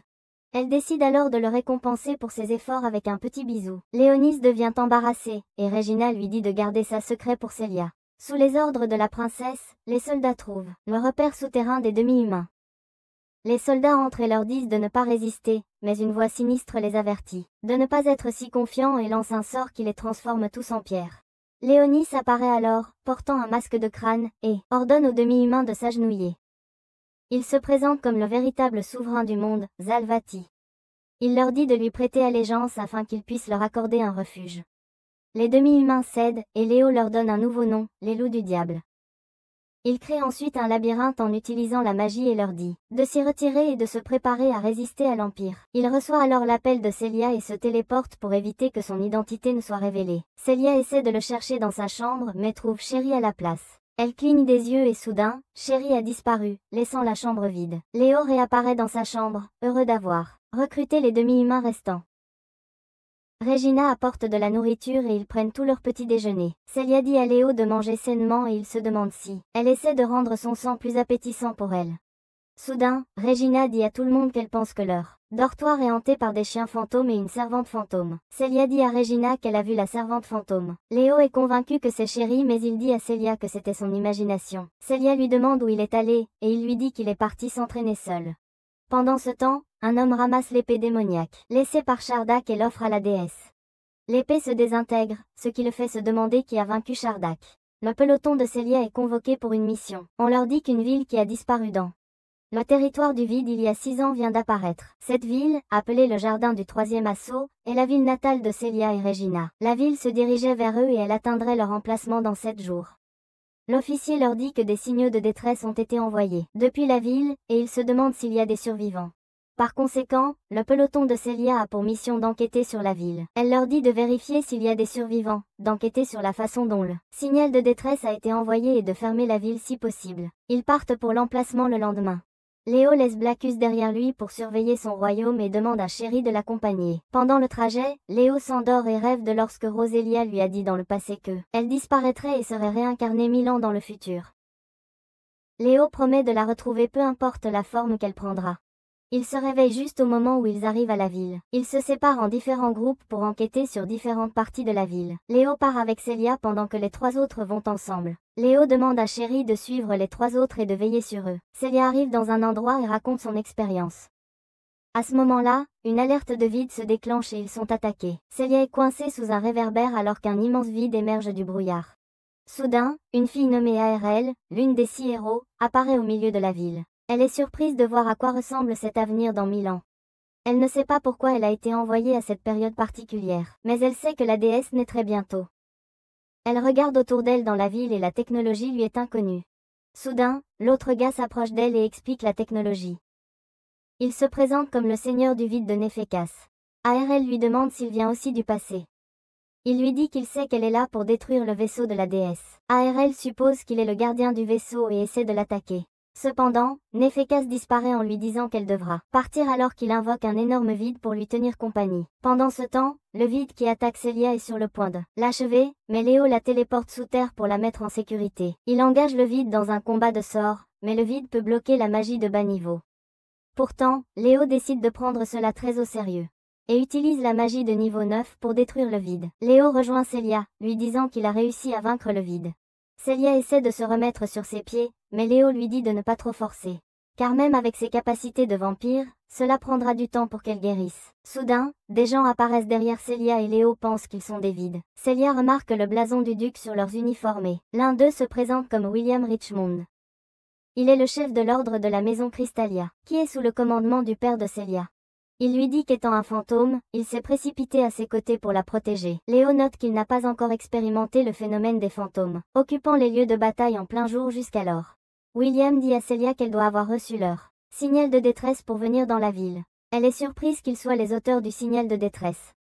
Mais William lui dit que le signal n'était pas un appel au secours mais un avertissement. Il lui dit que l'histoire pourrait se répéter si les choses sont laissées sans contrôle car un nouveau seigneur vide est apparu dans la ville ruinée. Il lui dit que le seigneur vide puise de l'énergie dans l'usine d'énergie de la ville et Célia dit à Léo qu'ils doivent se dépêcher d'aller là-bas et de trouver des preuves. Léo lui dit qu'elle doit se reposer, mais William propose de lui donner un coup de main pour aller au château dans une limousine fantôme. Léo lui dit qu'il ne fait pas confiance aux fantômes pour conduire dans la limite de vitesse, Alors il invoque des chevaux squelettes qui tirent la voiture. Pendant ce temps, les 3 autres filles tombent sur ARL. Regina pense qu'elle est une survivante et essaie de prendre de ses nouvelles. Mais Sakuya la tire en arrière lorsqu'elle voit l'épée d'Arl. Sakuya propose de s'occuper d'Arl qui prend les filles pour des sbires de Nefeka. Elles s'engagent dans un combat à l'épée, mais elles sont à égalité. Sakuya manque de peu d'assécher ARL d'un coup rapide. Mais elle ne veut pas le blesser, alors elle s'arrête. Elle dit à ARL qu'elle aurait gagné si elle n'était pas blessée. En parallèle, Celia se sent mieux mais demande à Léo de lui donner un peu de son jus corporel. Elle saute sur lui et commence à l'assécher quand Elphine la contacte. Elphine lui demande des nouvelles du combat contre le vide et Celia lui fait son rapport. Elle dit également à Elphine qu'un seigneur du vide pourrait se cacher dans la ville et manipuler la centrale électrique. Elphine lui dit qu'il soigne un survivant et ils décident de se regrouper au domaine Crystalia. Celia demande un peu plus de jus de corps mais Léo lui présente une robe qui augmente sa force avec sa mana de vampire.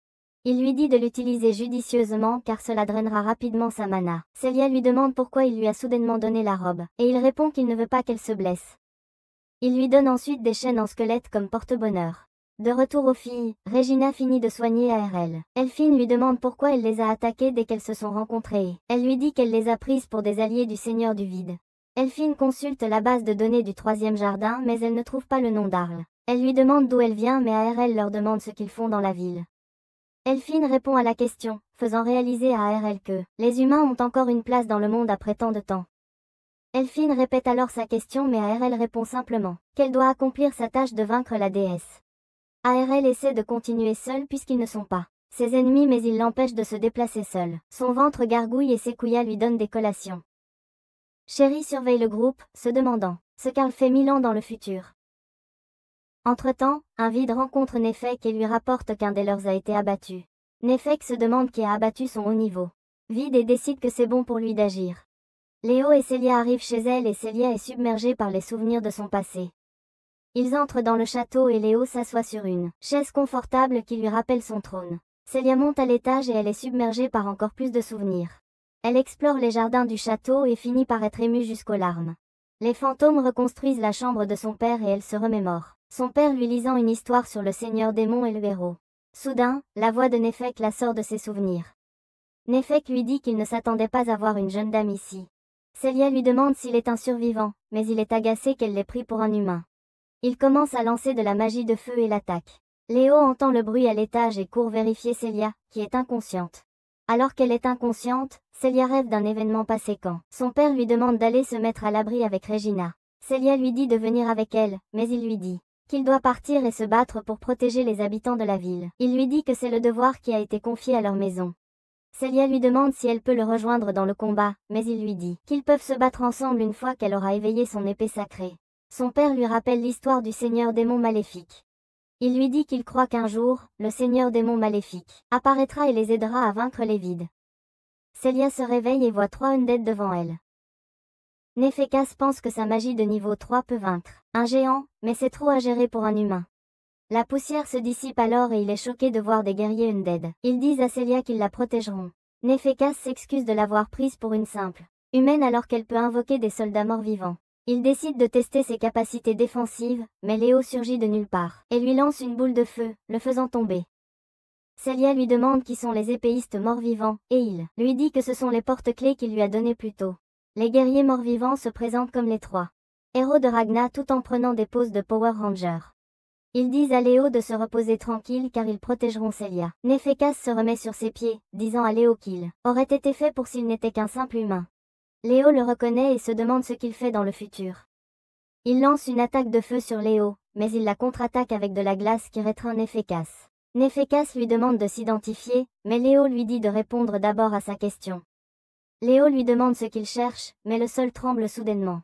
Nefekas rit et dit à Léo que le vaisseau a joué son rôle, et que la déesse est revenue à la vie. Il dit à Léo que ses services ne sont plus nécessaires car le monde s'effondrera sous la puissance de la déesse. Léo essaie de l'arrêter, mais il disparaît. Léo se demande ce que Nefekas fait dans le présent et s'il a réveillé Rosiria. Le symbole de l'ordre sacré est projeté dans le ciel et les guerriers morts-vivants leur disent qu'ils doivent évacuer le bâtiment. Une créature immense apparaît, et William dit à Celia de se mettre en sécurité. Plusieurs créatures du vide se déplacent alors que l'hymne de l'ordre sacré joue. Léo reconnaît l'hymne et il identifie la créature comme le vestige de Saint Harry, l'un des 6 héros. Celia rapporte aux autres 3 et ils passent immédiatement à l'action. Laissant ARL derrière avec de la nourriture, il lance un missile qui diffuse un signal de secours. Les créatures du vide envahissent la ville alors que les 3 autres décident de retrouver Celia. Celia et les guerriers morts-vivants continuent de combattre les créatures du vide mais toute blessure qu'ils infligent se régénère. Regina et Sakuya rencontrent le même problème avec les créatures du vide qui les attaquent. Elphine effectue un scan et elle leur dit que la tête est le point faible de la créature. Léo dit la même chose à Celia et ils peuvent maintenant facilement vaincre les créatures du vide. Saint-Harry se dirige vers Léo et Celia. Léo est heureux qu'elle leur évite le tracas d'aller la chercher pour la détruire. Celia, Léo, et les guerriers morts-vivants continuent d'attaquer l'onde infinie des créatures du vide. Léo décide de mettre fin à la vague de vide. Et lance un énorme sort de magie sur Saint-Harry. Elle est fondue par le sort, mais elle se régénère. Léo est surpris qu'elle ait résisté à un sort de niveau 10. Elle lance un sort de niveau 11 à son tour et Léo met en place une barrière défensive. Elle libère plusieurs pierres de magma qui détruisent tout autour d'elle. Léo dit à Celia qu'il va achever Saint-Harry et lui demande de le protéger. Les guerriers morts-vivants et Celia le protègent des vides pendant qu'il saute et sort son épée démoniaque. Il essaie de frapper Saint-Harry mais l'épée commence à résonner. Soudain, la voix de Rosalia sort de Saint-Harry, demandant s'il veut utiliser l'épée pour la tuer. Léo ne comprend pas ce qui se passe alors que la voix lui dit qu'il ne peut pas utiliser son épée pour l'abattre. Léo frappe Tari mais le coup est bloqué et elle lance un sort qui tire des flèches de lumière dans toutes les directions. Léo est touché par une flèche de lumière et il est projeté au sol. Tari se prépare à lancer un autre sort, mais Celia invoque la robe que Léo lui a donnée, passant au niveau Wefu, et utilise la magie du sang pour immobiliser Tari. Les guerriers morts-vivants protègent Léo du vide et Celia le relève. Léo se souvient d'avoir promis de retrouver Roselia si elle ressuscitait un jour. Il se réveille dans les bras de Celia et lui dit de fuir pour sa vie. Elle le serre dans ses bras et lui dit de boire son jus de corps pour qu'elle puisse courir. Au lieu de cela, elle lui verse son mana. Léo se souvient que Roselia lui avait demandé de faire une promesse. Elle veut qu'il la tue si elle revient sous une autre forme à l'avenir. Lina refuse, mais elle l'exhorte à se souvenir et à trouver son véritable corps grâce à la guidance de son épée démoniaque. Il est maintenant convaincu que ce n'était pas un rêve, mais un souvenir que Roselia avait scellé jusqu'au bon moment. Celia essaie toujours d'utiliser son sang pour injecter du mana dans le corps de Léo, mais il continue de se rappeler le moment où Roselia lui demande de la tuer avec l'épée démoniaque si elle se transforme en quelque chose de différent à l'avenir. Elle lui dit qu'en le faisant, il pourra retrouver son véritable moi. Et l'épée démoniaque le conduira à son destin. Léo se réveille enfin et réalise que Roselia avait mis un sceau sur sa mémoire pour qu'il oublie sa promesse envers elle. Cependant, il refuse d'abandonner et se lève pour voir Tari se régénérer. Il promet alors qu'il fera tout pour retrouver la vraie Roselia. Il reprend l'épée démoniaque et Celia s'inquiète pour ses blessures.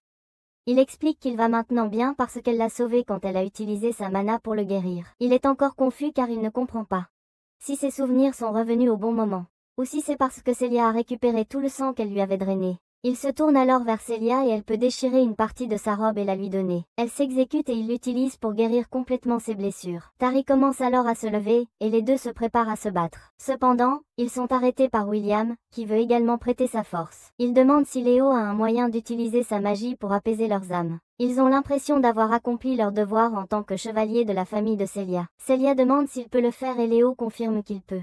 L'un des chevaliers explique que certains âmes de chevaliers ont été transformés en abîme lorsque Tari est apparu il y a 42 jours. Linus regarde autour de lui et voit plusieurs orbes d'âmes. Il réalise que Tari est devenu un seigneur des abîmes, le même jour où son sceau a été brisé. Elle a ensuite utilisé les âmes des chevaliers en les transformant en abîmes pour attaquer le jardin d'assaut. William demande leur souhait pour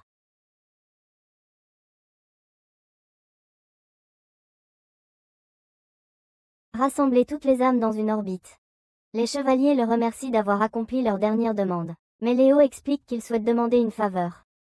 Il veut que les chevaliers les aident. Il invoque alors plusieurs chevaliers squelettes du sol, et fusionne ensuite la forme fantomatique des chevaliers avec ses nouveaux corps. William réalise qu'il peut maintenant remplir son rôle de chevalier. Léo se tourne alors vers Celia et explique qu'il n'a toujours pas récupéré assez de pouvoir pour vaincre Tari. C'est pourquoi elle et les chevaliers doivent trouver un moyen de lui gagner du temps, surtout puisque Tari va invoquer plusieurs autres vides. Celia lui dit de laisser faire et brandit son épée sacrée. Elle utilise ensuite son propre sang pour créer plusieurs lances pour les chevaliers. Chaque chevalier à tête de crâne commence à s'échauffer pour le combat. En parallèle, Elphine termine les préparatifs avec son équipe pour combattre le Seigneur du Vide. Il se prépare à partir à moto, mais ARL les arrête. Elle leur demande de l'emmener car elle veut participer au combat. Regina mentionne que ce serait stupide car elle est encore blessée. Soudain, un vide se dirige vers ARL, mais elle le supprime d'un simple coup d'épée. Les filles sont impressionnées et elle explique qu'elle est le seul assez fort pour vaincre le Seigneur du Vide. Elle affirme ensuite que son épée sacrée est née pour détruire ces monstres. Sakuya s'avance alors, déclarant qu'il serait plus facile de vaincre le Seigneur du Vide avec son pouvoir. Elle dit à Elphine de lui permettre de les rejoindre, et si quelque chose tourne mal, Sakuya trouvera un moyen de protéger les filles. Elphine accepte et elle se prépare à partir. Retour à Celia, elle combat les vides aux côtés des soldats. Chacun d'eux est capable de faire face aux monstres. Ils essaient de donner à Léo tout le temps dont il a besoin pour récupérer son pouvoir en absorbant les âmes perdues restantes. Cependant, il a l'impression que cela prend beaucoup de temps. Pendant ce temps, les filles conduisent pour retrouver Léo et Celia, mais elles remarquent la quantité de vide autour. Elphine dit qu'elle va utiliser son pouvoir pour conduire la moto de Regina, permettant à notre hôtesse d'attaquer les vides volants. Regina accepte les ordres et invoque son canon pour tirer sur les bêtes. L'un des vides se concentre sur Elphine, mais Sakuya le tranche en deux. Celia dit alors au chevalier d'avancer tout en gardant la formation. Cependant, elle ne remarque pas un vide qui l'attaque par derrière. Un des squelettes défait le vide, tandis qu'un autre parvient à l'attraper. Elle remarque qu'elle n'est pas blessée, et ils expliquent que c'est parce qu'elle a le pouvoir de la reine vampire. Elle pense que c'est surtout à cause de sa robe, car Léo a expliqué que cela l'aiderait à contrôler son pouvoir. Elle vole à nouveau pour continuer le combat, mentionnant qu'elle doit tout faire pour protéger Léo. Les squelettes, pour une raison quelconque, commencent également à voler et à vaincre plusieurs vides en plein vol. C'est alors que tu réalises qu'un seul squelette est plus puissant que l'étudiant moyen.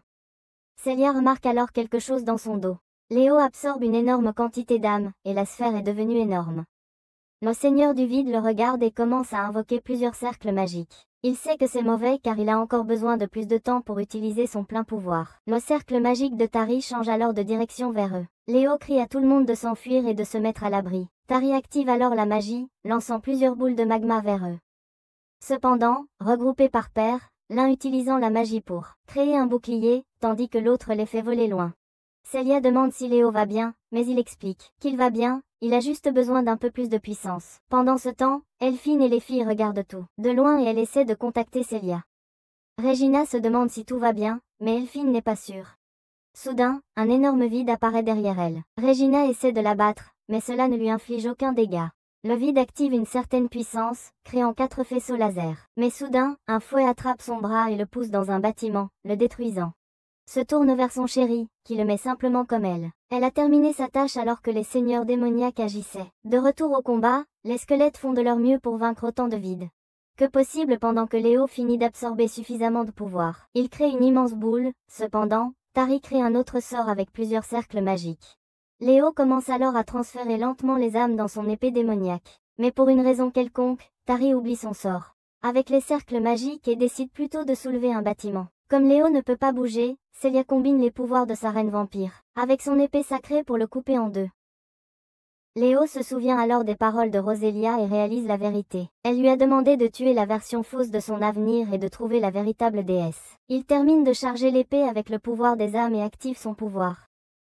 Cependant, Tari active un bouclier divin. Léo est surpris par cela, mais il n'a pas d'autre option. Pendant ce temps, les filles s'approchent enfin.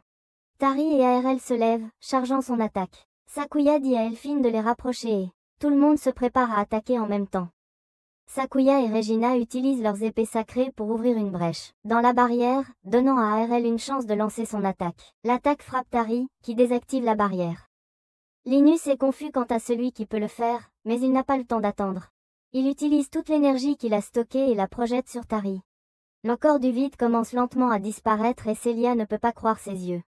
Elle se souvient des paroles de son père, mentionnant qu'il croyait qu'un jour, le Seigneur démon apparaîtrait pour protéger l'humanité des vides. Les vides commencent à disparaître, suivis par Tari. La ville assiégée s'arrête alors de bouger, signe de leur victoire. Dans la suite des événements, les âmes de la nuit quittent les corps des squelettes. William lui dit qu'il est fier de se battre aux côtés de Celia dans leurs derniers instants.